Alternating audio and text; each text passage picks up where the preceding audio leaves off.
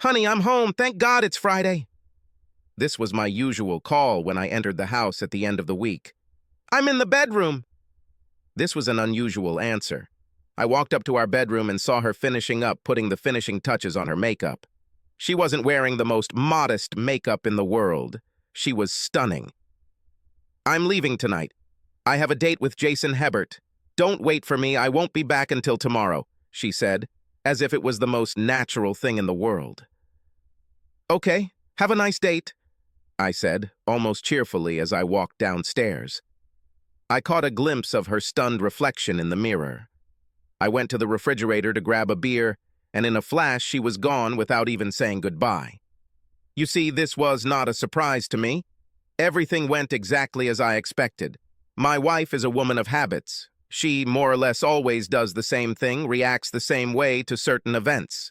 So, her strange behavior over the previous 3 weeks had raised alarm bells in my mind.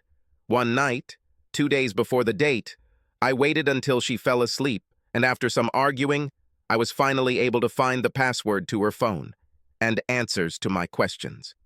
She had been planning this date with her asshole coworker for over 2 weeks. They planned to have dinner at Theodorakis, her favorite Greek restaurant. She praised their lemon soup, avgolemono asshole. And then they would go dancing and end the night at a hotel where she would expose her ass to him.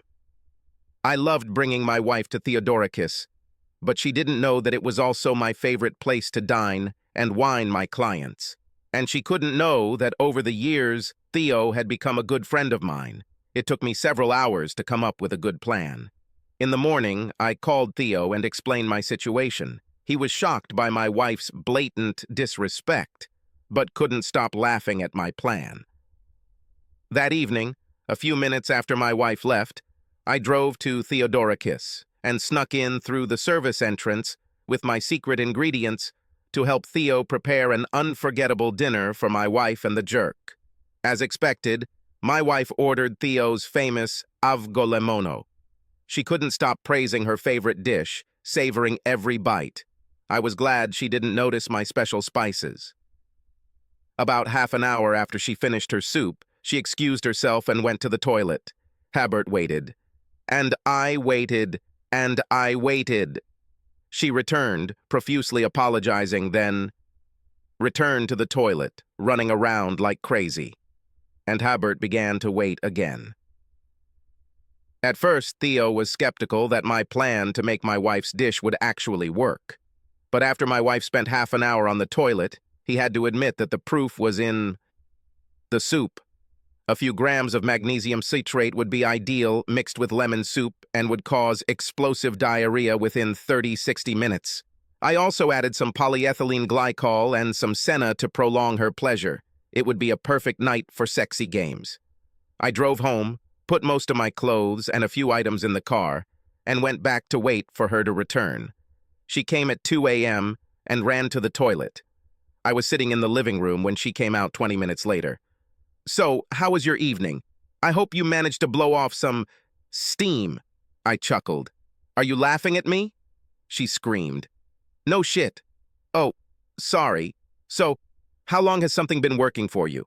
More laughter. I know you're angry, Eric. Let me just explain.